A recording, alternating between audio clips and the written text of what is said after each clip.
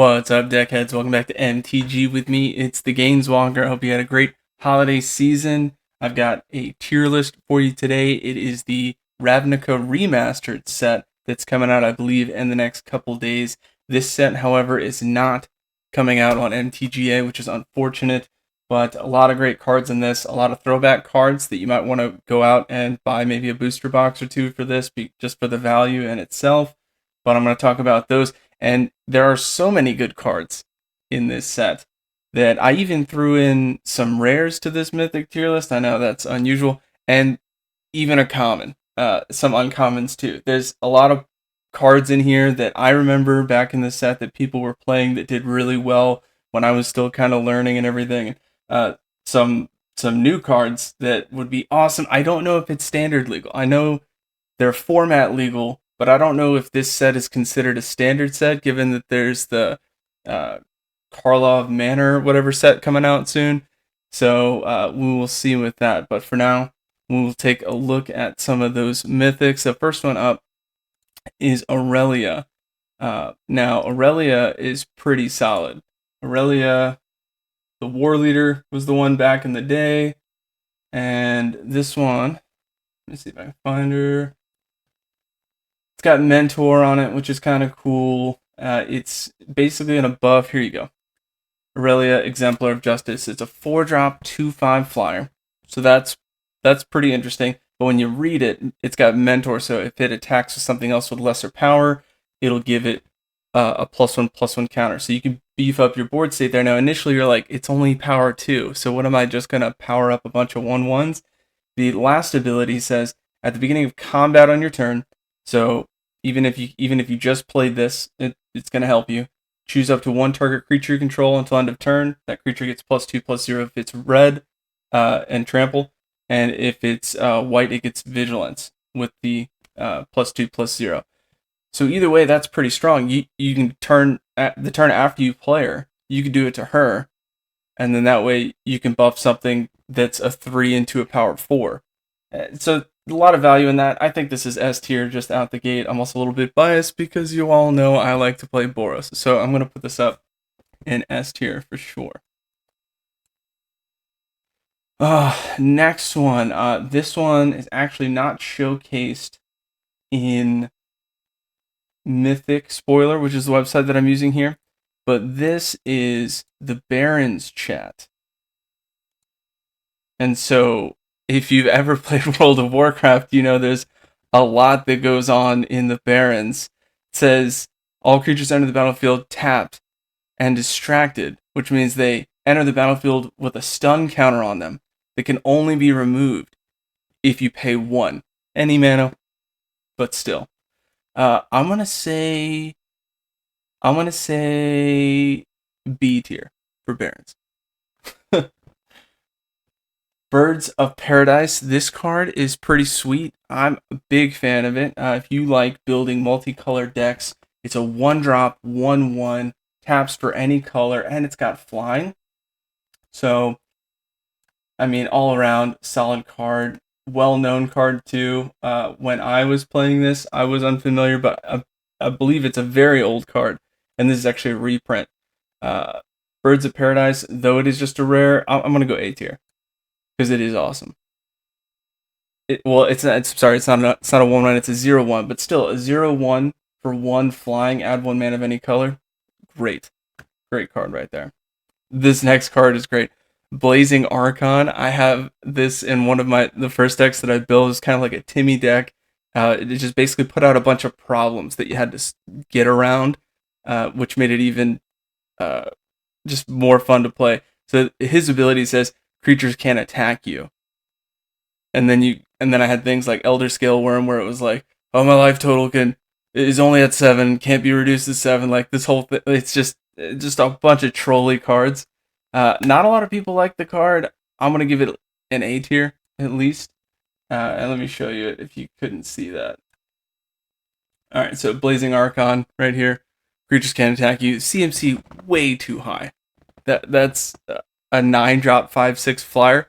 That's cool. It's a great ability, but you got 3 specific white mana. Good luck playing that on hardcast. I don't see people doing that. All right, next one is Bruvac the Grandiloquent. 3-drop 1/4. If an opponent would mill one or more cards, they mill twice that many cards instead. Plenty of mill decks out there. I hate playing against them because you're just top decking odds. Just like, oh well, I needed a land, and they all go in the graveyard. So it's tough. Not a lot of people play mill. I'll say just for the card itself, I'm sure there's better mill cards out there. It's also a creature, so a little bit easier to target and remove. I'm going to say C tier. Next one is awesome. This is definitely an S tier. Last I checked, it was around $10, $15. I had a full set at one point. It's just amazing. Artifact, I believe it's a 3-drop, lands tap for any color. It also taps for 1 mana of any color. So as far as ramp goes, that's what you want to see. Maybe I can find it real quick for you. And it's also got alternate artwork in this set. That is just amazing. All right, so here's your standard, right?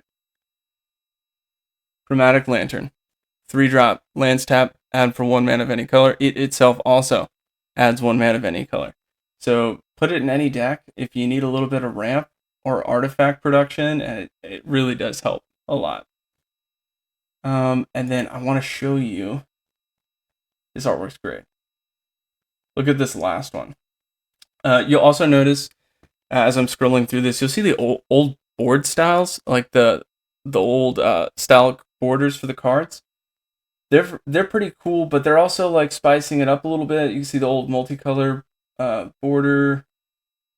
Here's like an older artifact border. This is the same art for Chromatic Lantern, but they have alternate artworks for some of them, and they're going for like, I mean, I'm not a big anime guy, so the artwork looks cool. I don't know if these are supposed to be other characters from other IPs. Maybe you know better than I do, but that's kind of cool that they're throwing that up. Birds of Paradise here looks amazing. Aurelia, that's cool. I prefer the original artwork, but that's cool. And then there you go, right there. Chromatic Lantern. Oh, it's not going to show you the big version of that one. All right, I'll just zoom in. How cool is that? Imagine pulling that. Get a foil one of those. Definitely show that off. At S tier for sure. Next card we've got here is Chuck Norris. When he comes into play, he wins the game. You lose the game, your team members lose the game, your opponents lose the game, and anyone else in the room loses the game, even if they're not playing. That's a great card. The power toughness is infinity and infinity. It's a 10-drop, but with good reason. I'm going to make it S tier because you got to be pretty salty to play that card. What a good card nonetheless. Next one I've got for you is Condemn. This one is pretty neat. Put target attacking creature on the bottom of their owner's library. The reason I like this card a lot is it's just a 1 CMC. Here's the old one. It'll probably pull up yeah, there you go. It's just 1 CMC, 1 white mana. And the fact that you put their creature card on the bottom of their library makes it so valuable, because nowadays you can play stuff from exile in some instances with blue. So I'm sure eventually they'll come out with more of that. But I like the idea of just being like, no, put it on the bottom, right? For me, that's just a good move. They do gain life equal to its toughness. There's some value there. I'm gonna say for an uncommon, that is an A tier uncommon. That, to me, that's awesome. The next card is no stranger to I would say the average Magic player knows this card just from how popular it is. Cyclonic Rift. I did a classic video on it, which is kind of cool. Let's pull it up here. They got some new artwork to it. This one's kind of neat. And there's an alternative artwork I saw floating around as well. Return target non-land permanent you don't control to its owner's hand. It's only 2 at instant speed, and it's got an overload cost. The best part about this card is when you play it late game. Early game, great, yeah, bounces stuff around. Maybe you got a Snapcaster, pull it back, play it again mid game, and late game, you're going to just overload it for 7. So go ahead and all your permanents, all non-land permanents back to your hand. That'd be great. And if you do this right at their end step, before their cleanup step, before they have to discard a bunch of cards, fantastic. That, I mean, S tier. Do I even need to say it? Okay. The next one is Dark Confidant. This card, honestly, when I first started playing, I saw, I think it was one of the guys who I think it was the guy who won it all. He had like this card reimagined for him, and I mean, it seems decent. It's 2-drop, 2/1. At the beginning of your upkeep, reveal the top card of your library. Put that card in your hand. You lose life equal to its mana value. That is good or bad depending on the deck that you build. So you probably want this to be a low CMC deck build, but you get a lot of value out of that. The card definitely seems good, and it says put that card into your hand, not draw. So if there's a bunch of decks out there where you can get penalized for drawing, maybe you skip a draw step, that kind of stuff. That wording puts it around that scope, so it's also pretty good in that sense. So I mean, I'm gonna say eight. It's probably S tier.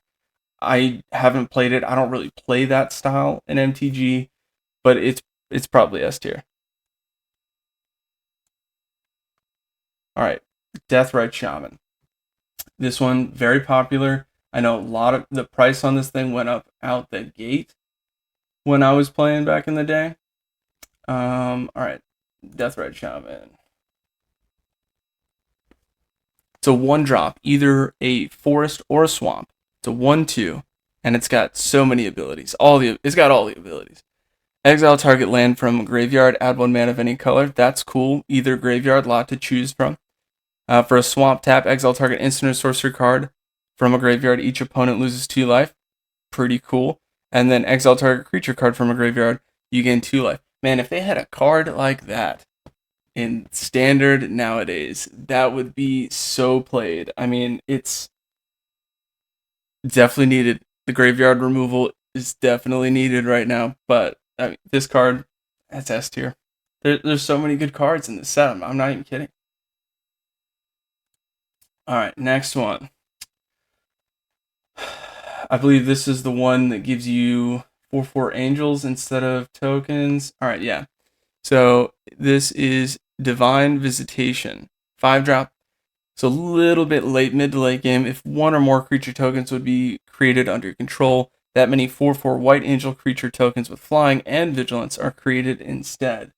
What I don't like is it's a replacement effect, but it is still pretty cool. If it was in addition to, that would be nuts. Probably it'd have to be a higher CMC. Either way, this is definitely a mythic, and you probably get like a white weenie deck that just mass tokens and pushes out hard, and this would be a staple in that. I'm also not sure if this is a reprint. I don't recall. I'd have to look into that. Domri Ray, definitely a reprint here.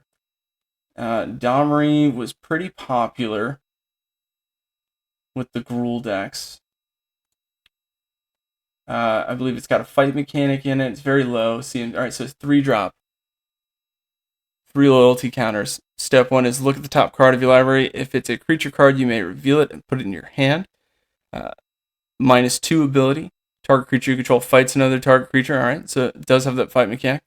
And then you get an emblem with creatures you control have double strike, trample, hexproof, and haste for 7. But you start at 3 to get to 7 with only a +1, unless this is in Super Friends, where you just have a bunch of planeswalkers buffing each other and maybe using some of those cards from the commander decks that came out recently that really buff planeswalkers. Maybe you get that off. Fun card either way. I mean, turn 3, you get it out and protect it. Maybe. I'm going to say A tier is fine. Next card is an uncommon.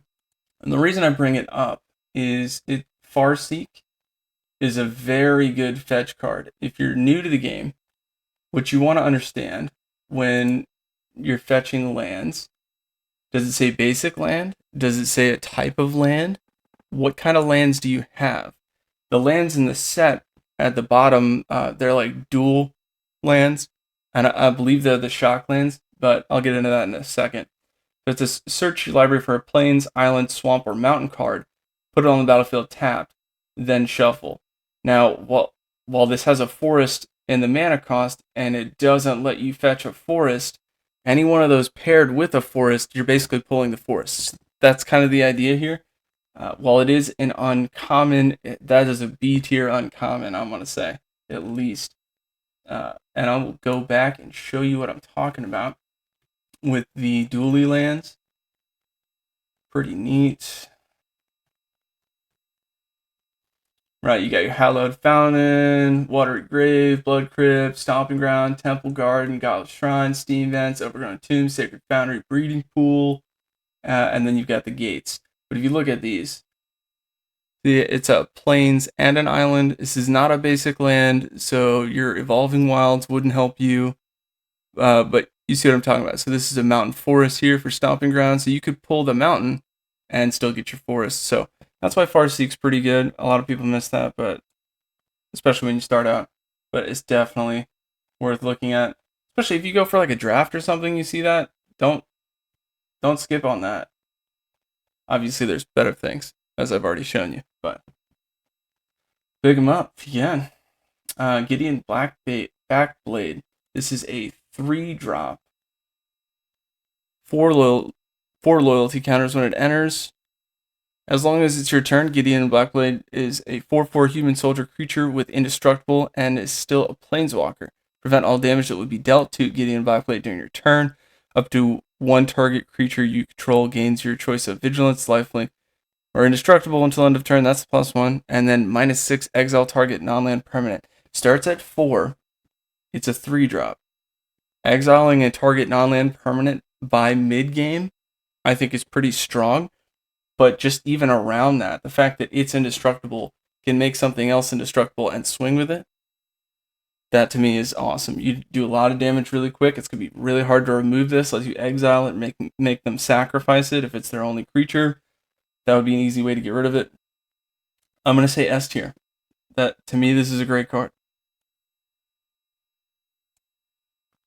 All right, next, I threw in, so when Ravnica, I didn't play Ravnica, but I played Return to Ravnica, Gatewatch, like moving forward from, what was it?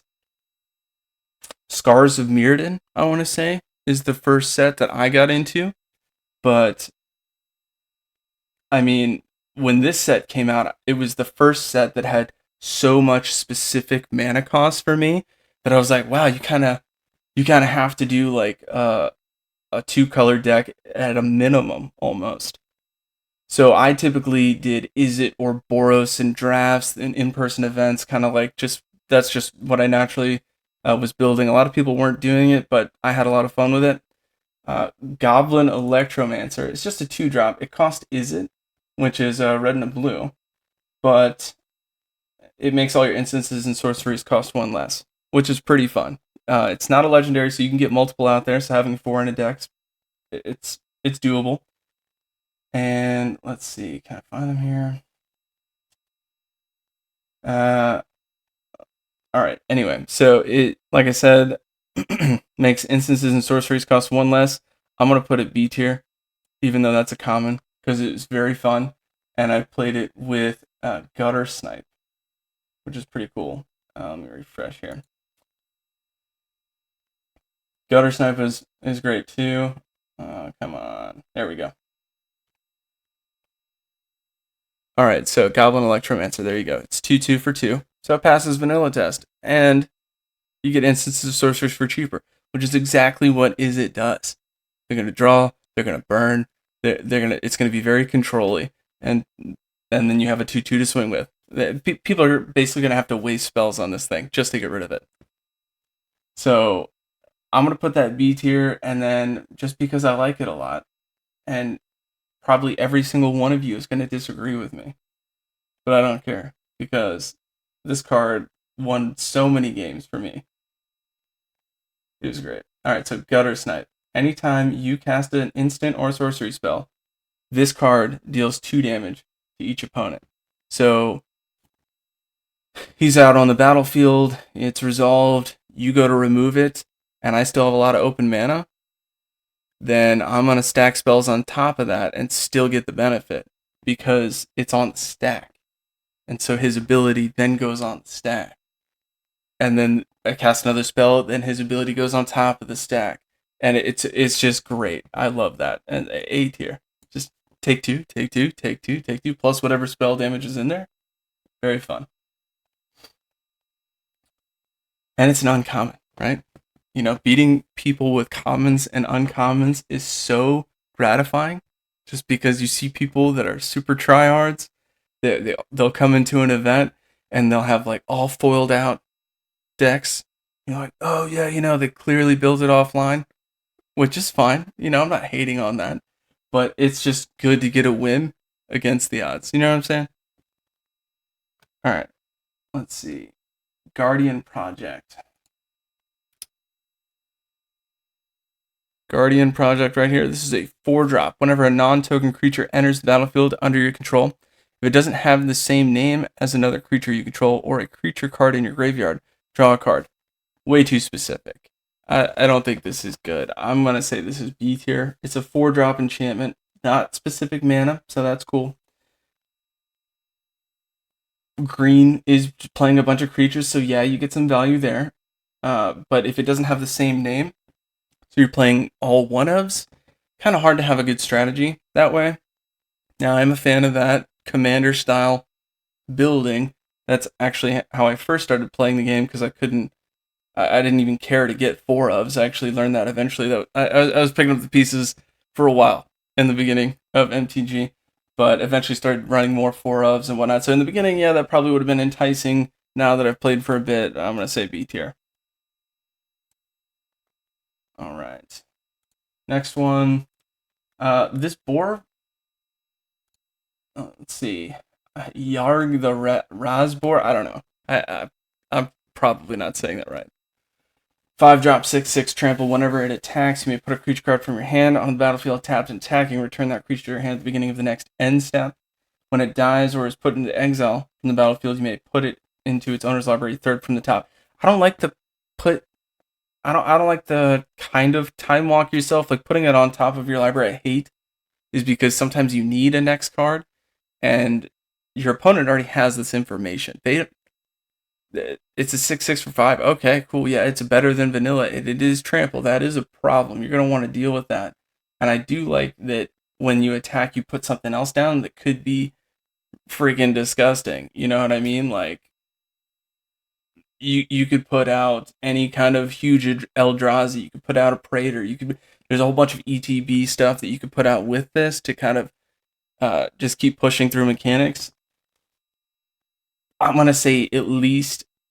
I'm gonna say A tier. I don't see a lot of people playing it. I don't know. A tier. I feel like they could have made that better. This second part here, get rid of that, put something else in, and it would be S tier easy. Next, if you played when Return to Ravnica was out, you know about the Ghost Council and their blinking that was so annoying to it. It's just ridiculous. It looks like they have taken a member of the Ghost Council and made a card. Carla of the Ghost Council, it's 2-drop, 2/2. Whenever you gain life, put 2+1/+1 counters on Carla of the Ghost Council. For 2, remove 6+1/+1 counters from it. Exile target creature. That is a strong ability. Whenever you gain life, put 2+1/+1 counters. So you only need to gain life 3 times. This is an S tier card. That's disgusting. The other card was more of a mid to late game. Was hoping to win the game before they could even play it, kind of thing. People are going to do disgusting things with this card. That's all I'm going to say. And I'm going to hate playing against it. That is S tier for sure. All right, next one. Let's see what we got here. This one. Oh, Life from the Loam. A lot of people like the Dredge decks. I'm not a big fan of the Dredge decks. For me, it kind of got ruined I played this one guy, and he was just like, "All right, I'll be on the draw," and I'm like, "Who does that? Why would you be on the draw?" And he's like, "You'll see." I was like, "Okay, all right." So I'll make my play. Um, at the time, I was playing my Storm deck, Goblin tokens, using Empty the Warrens, basically just build up the board state, have Skirt Prospector to sack those goblins, and just keep playing stuff, and use Burning Wish to play any kind of sorcery. My sideboard was basically just a list of sorceries that could help me in any situation, try to help the deck. So I rarely would sideboard, I would just kind of alter how I used it. But he was like, I'll be on the draw. And so he goes to draw, and he's just like, all right, instead of drawing, I'm gonna mill this many cards, and I'm gonna return this to my hand, and then I'm gonna return this to my hand, and then I'm gonna return this to my hand. And he basically just played his deck by milling it, which is very interesting. So I mean, you could get rid of that if you had some like uh, one drop that exile graveyard, you know, but that's still going to be very tough to play against. Um, I'm going to say I'll throw S tier just because the deck was disgusting, but not a big fan of the style, even though that's kind of what I was doing, with Storm deck. Let me play everything I can before you even get a chance to. I don't know. It's up to you whether you think Dredge or Storm is better. I'm going to say Storm is better, but you let me know. All right, next one is Light Up the Stage. Let me find that. This one's cool. I like that it's got a spectacle cost. So basically, if you're already doing damage to somebody, you can play this for its spectacle cost instead of its normal CMC. So the alternative cost here is pretty sweet. It says exile the top 2 cards from your library. Until the end of your next turn, you may play those cards. Until the end of your next turn. Sweet. For 1? So good. So good. Way to basically guarantee your mana drops, like your land drops. Just awesome. I mean, mono red could use this. You could put this in a lot of things to get a lot of value. So solid uncommon. That's A tier. Easy. It's just because you're probably going to get a cross with maybe even a 1/1 or something, And if you mix this in with like a Gruul deck and you got some 1/1 death touch or something that they're just not going to block because it doesn't make sense to, you just get so much card advantage.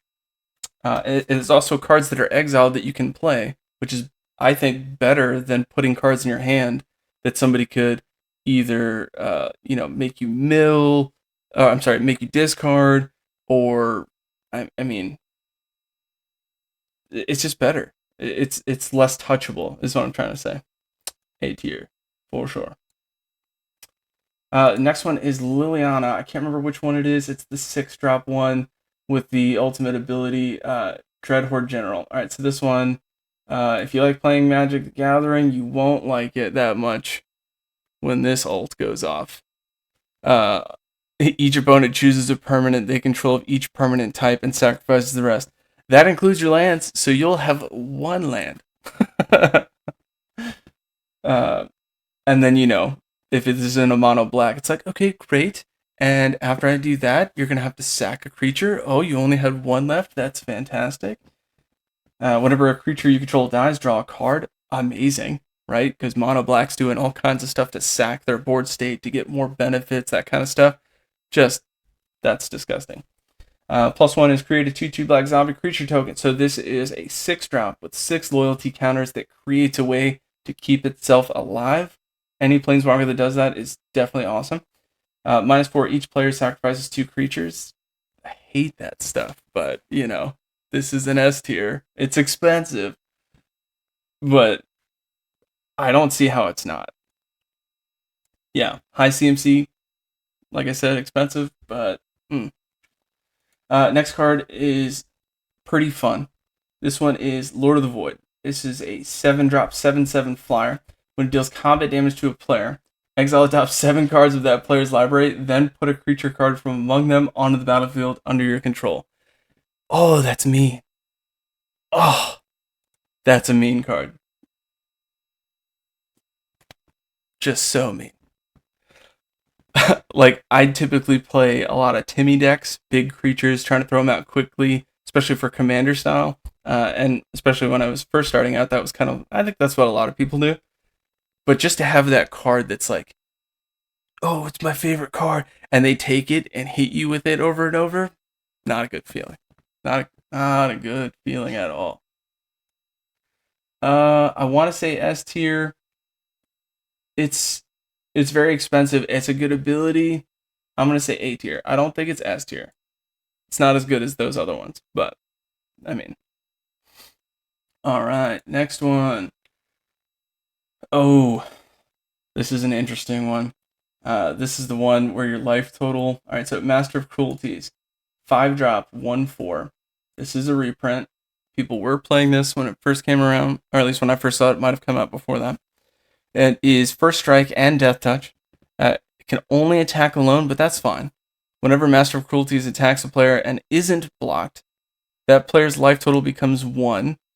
Master of Cruelties assigns no combat damage to that. No combat damage this combat. That's fine. If you're playing Rakdos, you're just gonna burn them anyway. Some of the cards that I have in here that are commons and uncommons, I'll show you that will help this effect that a lot of people were using, that are reprints, but you'll understand what I'm talking about. Actually, one is the very next one is we're going to talk about is mugging. This is an A tier card. It's just hard to use. It's a 5-drop 1/4. You know what? I'll go B tier. 5-drop 1/4, but it's got potential. If you know how to build decks, you can build something to help you get this through, and that's disgusting. It's also not legendary, so you have multiple out there, and they had to deal with it. Next one is mugging. You've heard of Shock, 2 damage for 1. It was red mana. But mugging is not instant speed. Mugging is sorcery speed, but it says 2 damage, I think to any target. And if it's a creature, it can't block. Let me see. It might not be any target. It is target creature. Okay, so a little bit different there. So 1-drop. Mugging deals 2 damage to target creature. That creature can't block this turn. Sorcery speed, yeah, it's a little bit slower, but just for 1, that creature can't block. You got Master Cruelties out. You're really honing in on how you're controlling the board state, which is a very key component in playing a lot of different decks. You can build a good deck. You can build a deck that wins a lot, but if you can't control a board state with your deck, what are you doing? You know.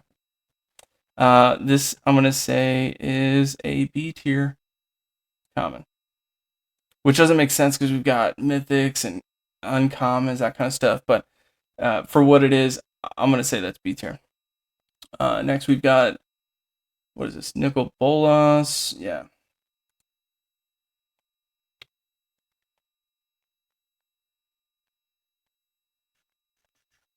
All right, so we got Nicol Bolas here. These are always a high CMC, and it's always specific. This one's not too bad. This is a 5-drop, but it's 3 swamps, an island, and a mountain. That is so specific. I hate cards like that just because it really limits what you can build around it, but it has all loyalty abilities of all other planeswalkers on the battlefield. That's why. On the battlefield. Imagine a Super Friends deck versus a Super Friends deck. You'll be taking your time figuring out what you're going to do. +1 is you draw a card. Each opponent exiles a card from their hand or a permanent they control. That's... what? You draw a card. Each opponent exiles a card from their hand or a permanent they control. Oh, it's so mean. -3, destroy target creature or planeswalker. Also mean. And then -8, each opponent who doesn't control a legendary creature or a planeswalker loses the game. Fantastic. So you're just gonna have to keep sacking stuff and dealing with this guy. 5-drop with 4 loyalty counters. It's 4 away from its -8, so I think you can handle that by then. And if not, you probably weren't gonna win that round anyway. I'll go A tier. I'll go A tier for that. Niv Mizzet. Oh man, this card was sweet. When I saw this came out, I was so happy to play it because I was already playing an Izzet deck at the time. even though this specific CMC is disgusting, and I know we just talked about that. 3 islands, 3 mountains. Spell can't be countered. It's a 5/5 for 6. Can't be countered. It's flying. Whenever you draw a card, it deals 1 damage to any target. Love that. And whenever a player casts an instant or sorcery spell, you draw a card. Talk about making your opponent think about it. That's what this card's about. This card is sweet. 5/5 flyer and all that. Please.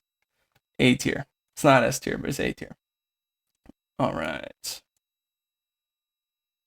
Phytohydra, I believe is what this one is. I saw this when I was first getting into it, and you're like looking into those bulk rares that nobody played anymore, and it was kind of like, whoa, what the F?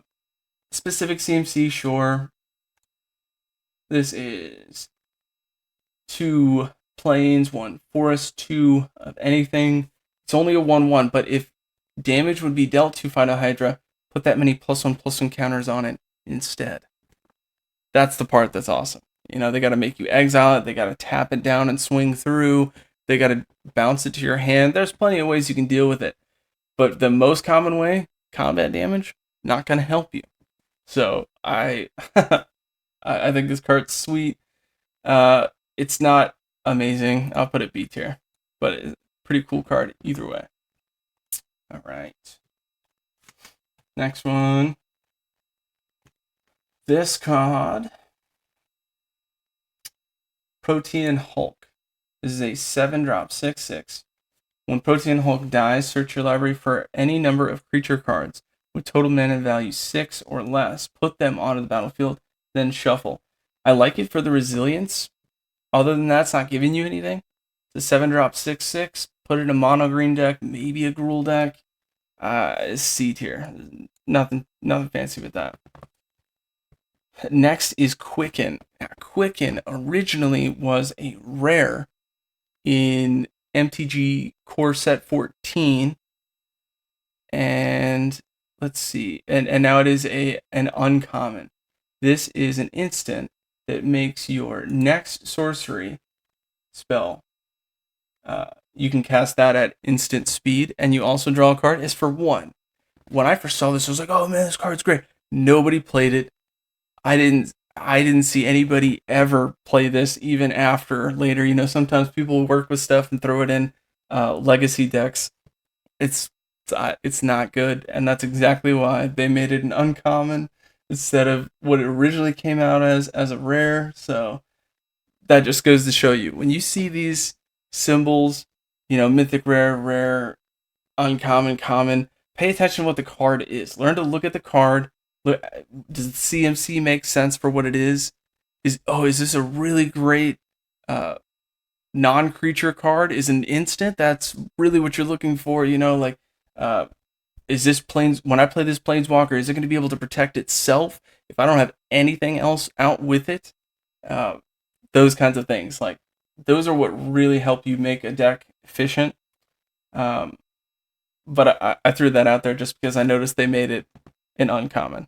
I mean, it's a D tier card, but I just threw it out there. Ralzeric, this one, pretty cool. Don't let people try to pick tails. It says heads. Some people are like, well, it doesn't matter, it's 50-50. Read the card, okay? Read the card. It's a 4-drop, 4 loyalty counter, is it card. +1 tap target permanent, then untap another target permanent. -2, Ralzeric deals 3 damage to any target, so I'm already loving this card, right? And then -7, starts at 4, 7's not that far away, you're like right there. It can't really protect itself, but that ultimate is sweet. Flip 5 coins, take an extra turn after this one for each coin that comes up heads. No using double head coins. You can't do that. I'm gonna check. Great card, S tier. Easy. Next one are these, I don't want to say dually, but like, you've got options. I usually say dually for lands. Response and Resurgence. So this is cool, and I believe when you play this from a graveyard, you can pick right? Like if I Snapcastered this card, I believe I could pick which one goes on the stack.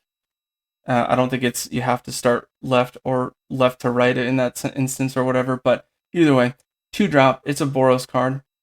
Response deals 5 damage to target attacking or blocking creature, and then Resurgence. Creatures you control gain first strike and vigilance until end of turn. After this main phase, there's an additional combat phase followed by an additional main phase. Oh, I love additional combat. Give me double strike, give me trample, and give me extra combat. Boros is all about that. Ooh, and you know what? If I can make him indestructible, sweet. You know what I'm saying?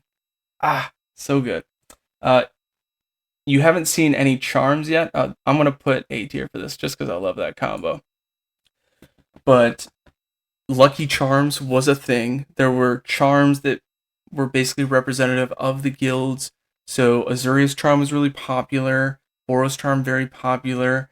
There was a lot of ones that like a lot of combinations people were using. Even some Wooburg decks that had all the charms. They called it Lucky Charms, but they didn't throw those in here. I was hoping to see Boros charm because that card is sweet. Give a creature double strike, give your permanents indestructible. I think there's one more that I'm forgetting. Azuria's charm was give lifelink or put target creature on top of their library, which is just so funny to time walk people with Snapcaster, play it back, and they keep drawing the same card, and then eventually they're just like, all right, next game. Just sweet. A lot of those charms were awesome. If you're not familiar, get familiar. You basically just type charm in an MTG card search website and find that real easily, or you could just use Mythic Spoiler and go back to those sets and find them. Very good stuff. Next one, Skullcrack.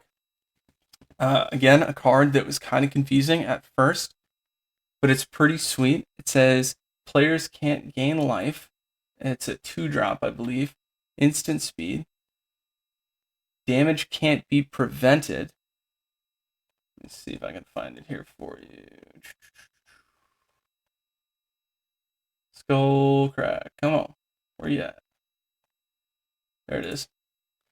Alright, Skullcrack. 2-drop. Players can't gain life. Damage can't be prevented. Oh, and it does 3 damage to target player or planeswalker. That's so good for 2 damage? Oh. It's like that, they've got Gideon Blackblade and it's 4/4 that can't be dealt damage. Well, now you can. Now you can deal damage to it. So a lot of stuff you can do with this card. I would say this is an amazing sideboard card. I'm gonna throw it A tier just for the utility to be able to do all like stop life gain decks, stop a lot of basically get damage through, and then just easy burn. Take out your normal burn spells and throw that in there just to kind of compensate for the tactic that your opponent's using, and it could do a lot for you. Next card is one of my favorite cards in the game, Sphinx's Revelation. Very specific CMC, but I like the game life draw card aspect. It's just, for me, it's awesome. This is X, I believe 2 island and 1 plains. Great artwork. Love the card. Gain X life, draw X cards. So turn 5, instant speed, end of their turn. I'm going to gain 2 life and draw 2 cards. And then it just gets so much better late game. So I know it doesn't seem like it's that great, but just try playing it in a deck. You'll see what I'm talking about. I'm going to go S tier. I love that. Next is Tajek, Legion's Edge. 3-drop, 3/2. Tajek, I don't know a lot of the lore. In all honesty, I love playing the game. I don't really read the lore a lot. I know a little bit of it. I don't know much about Tajik, but I do know this is a pretty solid card. 3-drop, 3/2 haste. So out the gate, swinging with it. It's got Mentor, so you're buffing up anything that's early game that's kind of weak.